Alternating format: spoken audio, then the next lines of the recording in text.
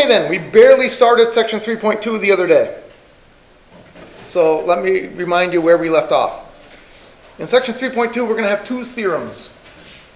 One's called Rolle's theorem, and one's called the mean value theorem. And Rolle's theorem says this. Assume f of x is continuous on a closed interval a to b, and differentiable on the open interval a to b, and f of a equals f of b. So just again as a reminder, what does continuous mean?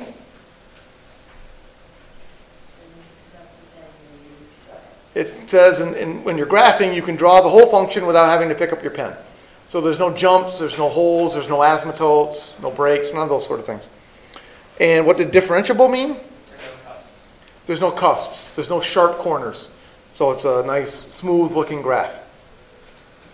And then what did f of a equals f of b mean? That means you had y values the same. So basically you had this situation.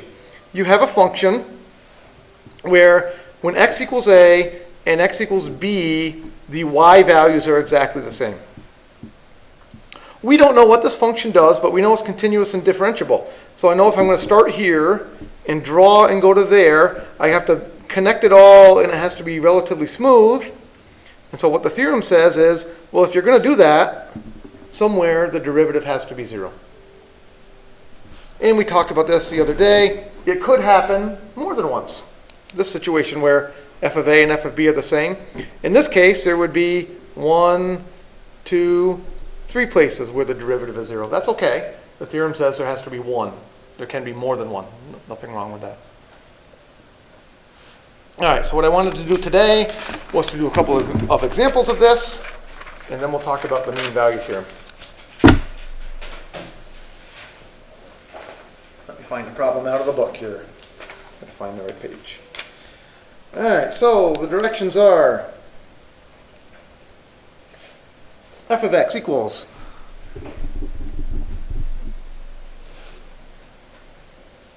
x minus 4 times x plus 2 squared. And the interval they're giving us is -2 to 4. The directions say determine if the mean value, determine if Rolle's theorem applies. So what does it mean to say, does Rolle's theorem apply? It has to be continuous, differentiable, and there were 3 rules: continuous, differentiable, the y values have to be the same. So if those 3 things are met, then we can use Rolle's theorem. What if any one of those 3 is not met? Then you can't use Rolle's theorem. Okay, so is this function continuous? Yes, why is this function continuous? It's a polynomial. Continuous, yes, it's a polynomial. Is it differentiable? Yes, because it's a polynomial. Polynomials are differentiable everywhere. Does f at -2 equal f at 4? Yes, because when I plug -2 in, I get 0. When you plug -2 into that piece right there, you get 0. When I plug 4 in, I get 0. So does Rolle's theorem apply? Yes, it passed all the 3 criteria. So that tells me what has to happen.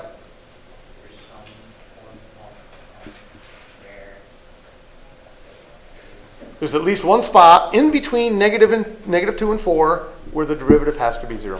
So now we're going to find it. F prime of x is. How do you find the derivative of this function? Product rule and chain rule. I leave the first one alone. That's x minus 4. I take the derivative of the second one. So I pull the 2 down. X plus 2 to the 1.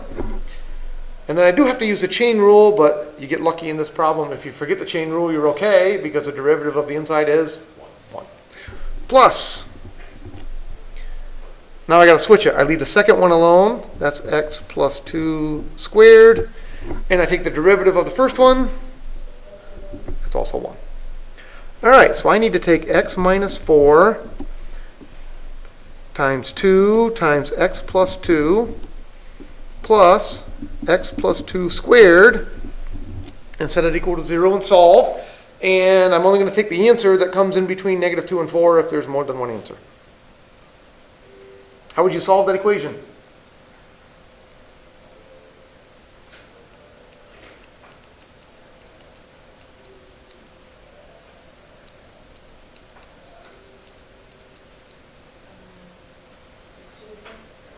Distribute first? That would work, but in general it's a bad idea. And what I mean by that, distributing is going to work for this problem and it's going to be okay because this power right here is only a 2. If this power were a 5, would distributing work so well? No, not really. So give me another way to solve. Factor, correct. In general, doing FOIL when you're trying to solve an equation in general is a bad thing. A good thing in general to do is to factor. So we want to factor. We notice that we have an x plus 2 in this piece, and we have an x plus 2 in that piece. So I factor out the x plus 2.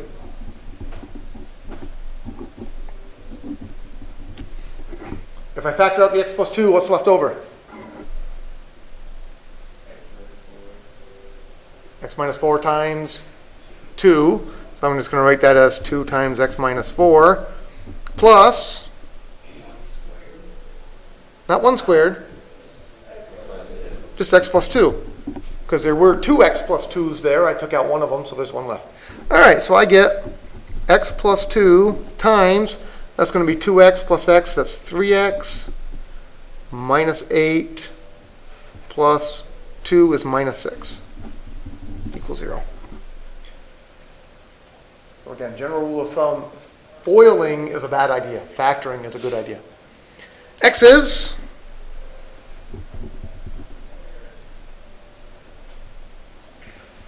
negative 2, or x is positive 2. Can I keep both those answers, or do I have to throw one of them away? No, I have to throw one of them away. Why do I have to throw away negative 2? Because the theorem says C has to be between A and B, but it cannot equal A, and it cannot equal B because I put round brackets there. Oh, so that's a tricky one. That's a tricky one. So in this case, we do have to throw away negative 2, even though it works, but technically it's not within the interval. We really need it to be strictly in between negative 2 and 4. So our answer in this case would be x equals 2. Questions on that one?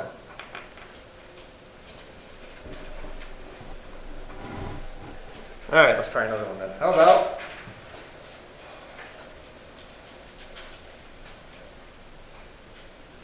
f of x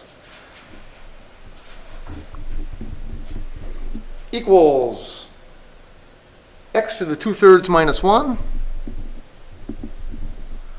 And we are on the interval negative 8 to 8.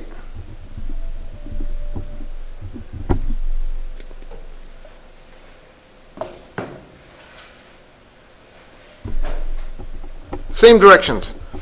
Does Rolle's theorem apply? And if so, find the value of C. So again, to show Rolle's theorem applies, we need to show 3 things. We need to show it's continuous, we need to show it's differentiable, and we need to show that it's equal at the endpoints. Is that function continuous?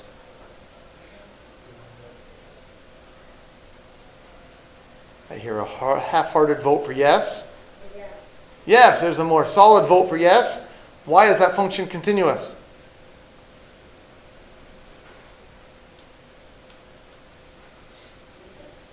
Is it? She said yes. She sounded convinced. It is continuous. I will tell you, yes, it is continuous. Why is that function continuous? Am I dividing by 0 anywhere? No. So do I have divisions by 0? I do have to be careful though, because this 3 on bottom of this fraction right here is a what? That's a cube root. Can I cube root negative numbers? Yes, I can. If this fraction were the other way, if that was 3 halves, our answer would be it is not continuous on this interval because I can't plug in negative numbers and get real answers. I would only get complex answers. So this function is continuous. This has a rational function, or a rational exponent. F of x equals x to the 2/3 minus 1 is the same as cube root of x squared minus 1. So cube roots are continuous everywhere. If it were a square root, you'd have to be careful. You could not use negative numbers. Okay? So this one is continuous. Cube roots are continuous. You can plug negative numbers into them. Yes. Is this function differentiable?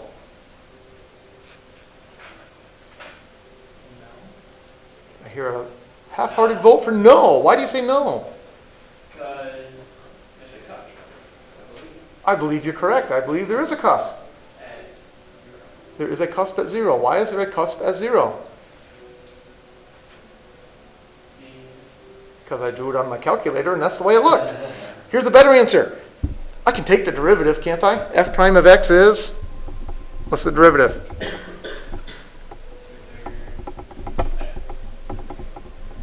And there comes the problem. 2/3 x to the negative 1/3. What does a negative exponent tell you to do? Push it to the bottom. So this is 2 over 3x to the 1/3. Is that function differentiable? No, because 0, don't get it. It is differentiable everywhere except 0. You cannot plug 0 into that function. Does 0 fall within our interval? Yes. So is this function differentiable? No. So now what do? You're done. You go to the next problem. Because the directions were, does Rolle's theorem apply? Our answer is no. No. F prime at 0 does not exist. Yeah, I got rid of that negative exponent by dropping the thing to the bottom. So if it's negative exponent and the cusp isn't within the interval, it'll always be no, right? Correct. All right. So if our interval had been, say, 1 to 4, we'd still be okay because 0 was not in between 1 and 4. So you got to be careful on your interval too. So the answer to this one is no, we cannot use Rolle's theorem. The derivative does not exist at 0. All right? Questions on that?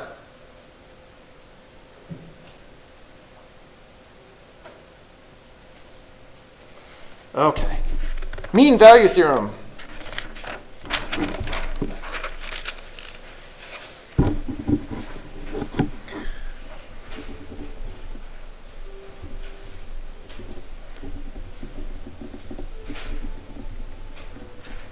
Says, assume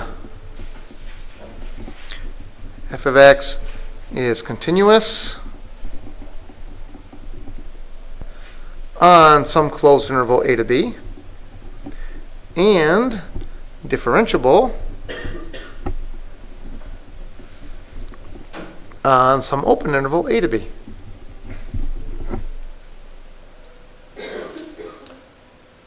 That looks familiar. What does that look like? Looks like Rolle's theorem, except Rolle's theorem had one more thing, didn't it? Rolle's theorem had to be equal at the endpoints. This one doesn't say that. Continuous and differentiable. Then, there exists a value c.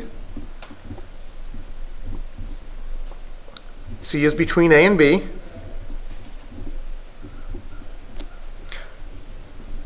Such that f prime at c equals f of b minus f of a over b minus a.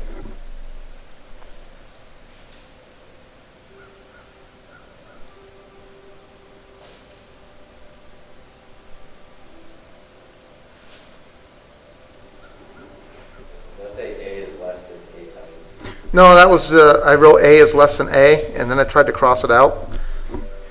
So that's just a is less than c is less than b. C is in between a and b. That's all. No, I wrote A is less than A, and that's a problem with using a pen. You can't erase it. All right, again, let me draw you a picture here. This time we have A, f of A is right about here, and B, f of B is right about there.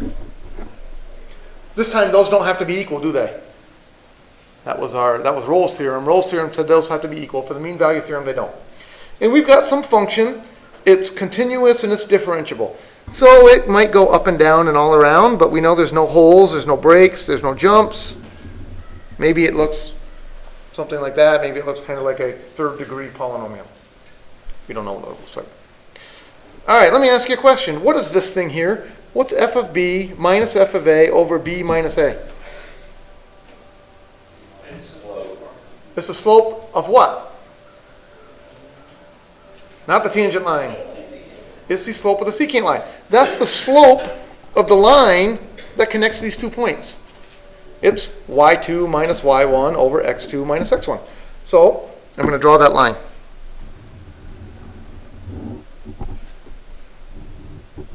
So this line has a slope of f of b minus f of a over b minus a. And according to the mean value theorem, what has to happen?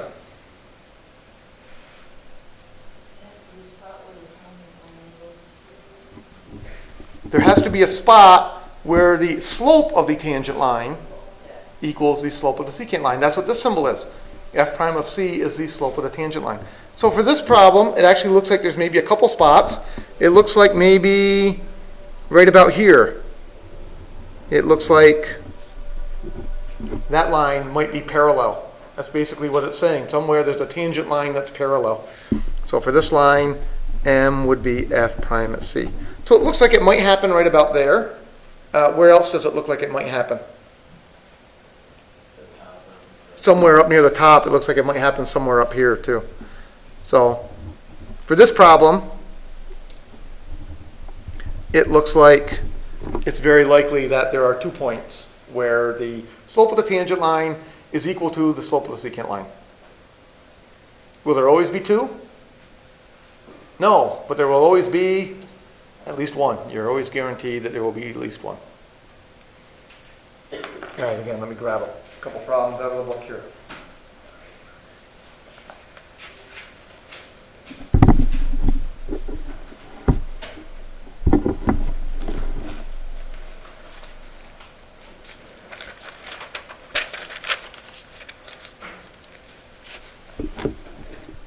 F of x equals x to the 4th minus 8x. And our interval is 0 to 2.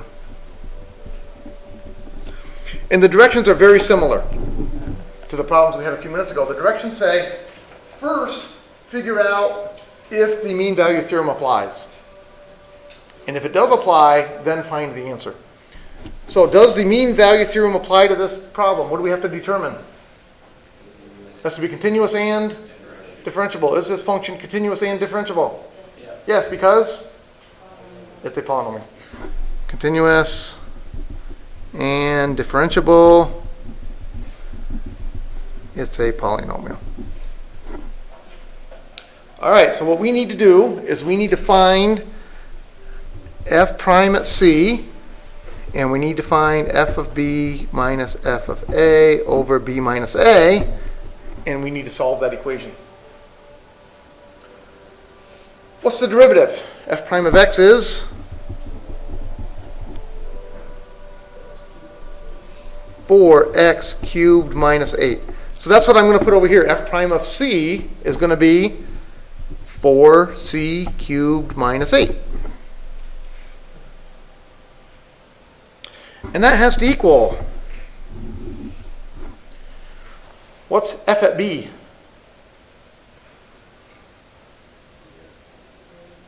Zero? No. F at b, I think it is 0. Because what does this symbol mean? Take 2 and plug it into the original equation. When I take 2 and plug it into the original equation, I get 16 minus 16, which is 0, minus, what's f of a? 0 also, because that says take 0 and plug it into the original equation. I get 0. And b minus a is? It's true, it doesn't matter, but let's put in the right number anyway. The right number is 2. It would be 2 minus 0. So you're right, we're left with solve 4c cubed minus 8 equals 0.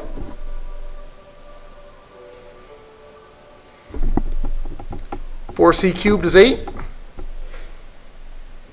C cubed is 2. So c is?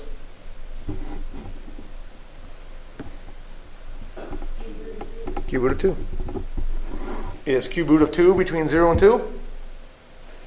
Yes, it is. So there's our answer. The answer to that problem is cube root of 2. Questions on that one? All right, how about g of x equals x plus 1 over x, and the interval is negative 1 to 2.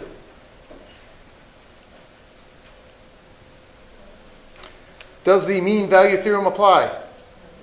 No, why not? You cannot divide by 0. Not only is it not differentiable, it's also not continuous. I can't plug 0 in. No, not continuous at x equals 0.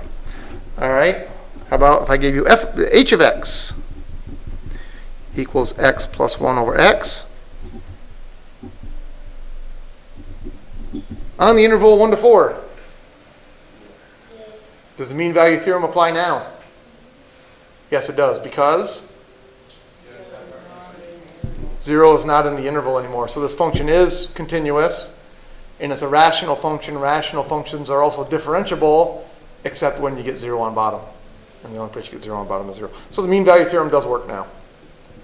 So let's find the number c. All right, so first thing we need to do is we need to find the derivative. H prime of x is. How do I find the derivative? Quotient rule. It's the bottom, which is x, times the derivative of the top. The derivative of the top is 1, minus the top, x plus 1, times the derivative of the bottom. It's 1, divided by bottom squared x squared. Simplifying that, I get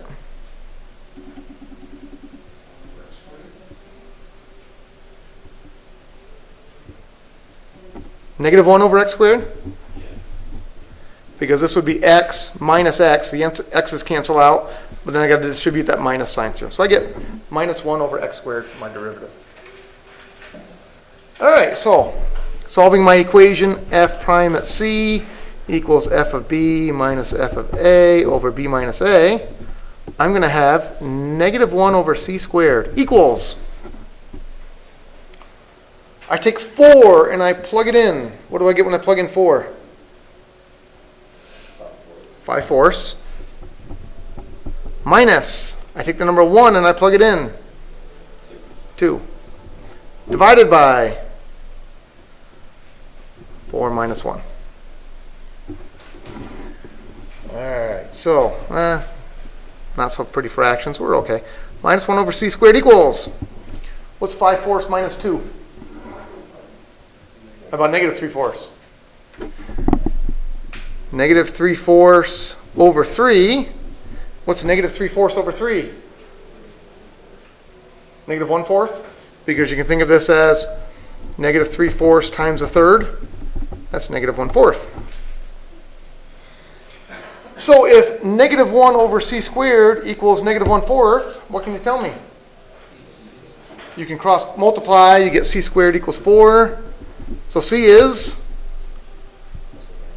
plus or minus 2, except we have to throw away one of those answers. Which one do we not like? What's wrong with minus 2?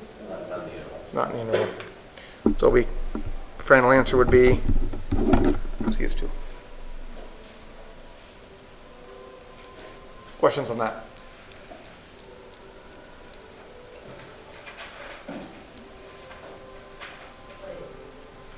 Go ahead. I have a question.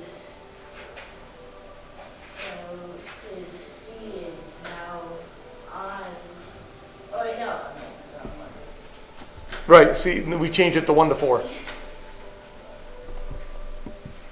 And that was pretty lucky.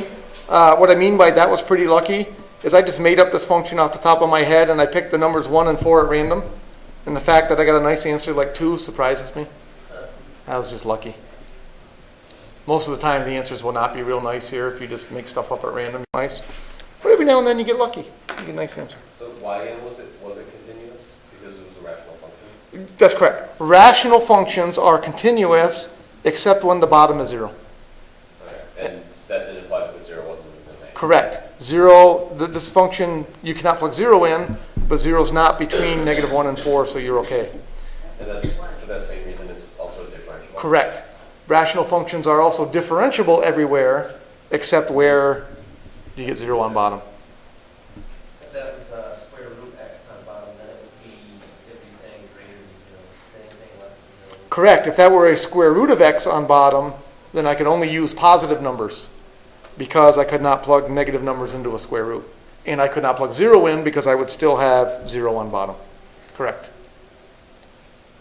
That would make the derivative more complicated and make the f of b minus f of a over b minus a more complicated, make the problem quite a bit harder to solve. But you could do it in theory. I'm not going to try, but you could. Other questions?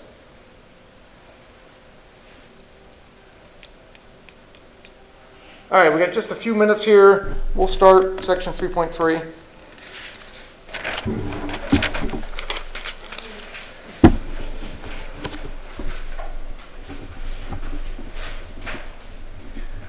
Section 3.3 has increasing, decreasing in the first derivative test.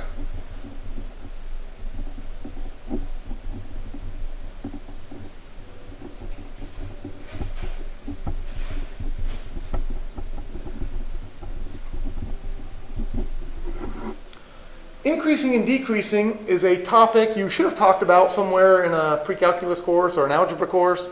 What do I mean when I say increasing?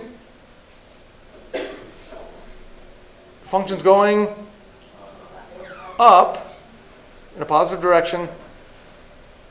All right, so I'm going to draw a picture here.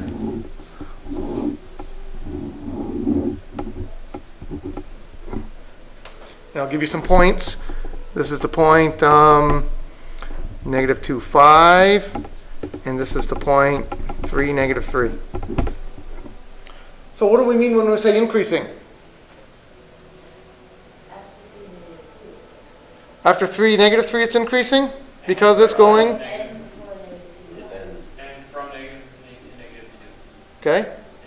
It's increasing. So you're telling me it's increasing here, and it's increasing there. If I go like this, aren't I going up? How come it's not increasing there?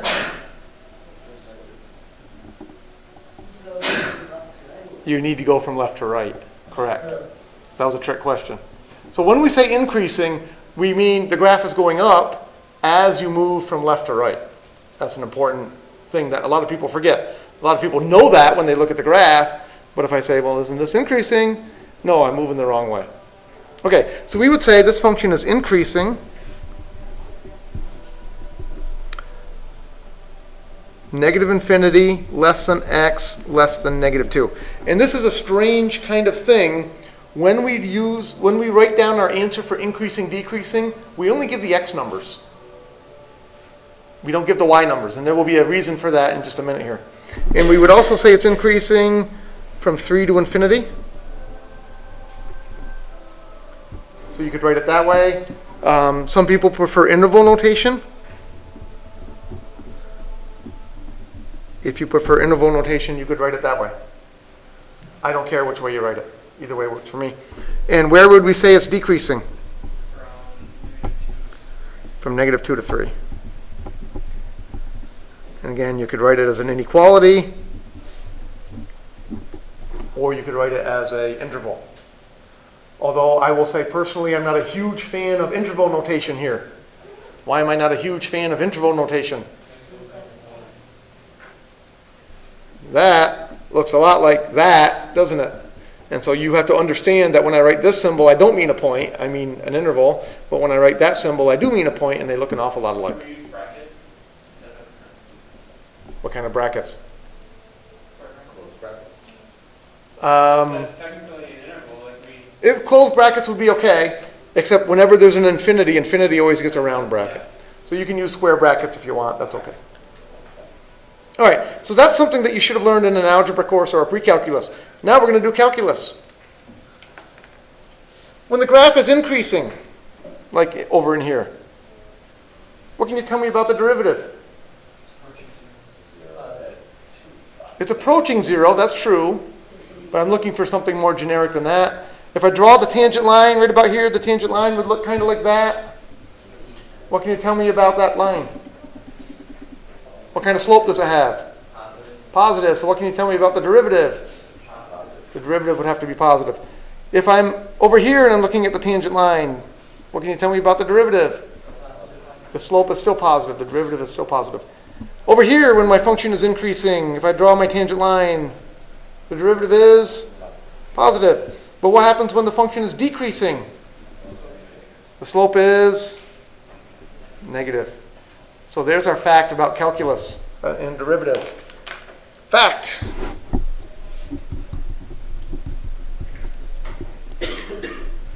F of x is increasing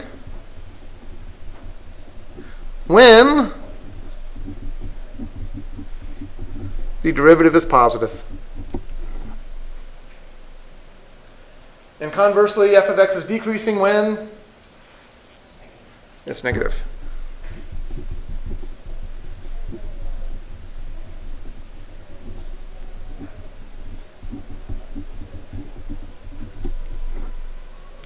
And what happens when the derivative is exactly equal to zero?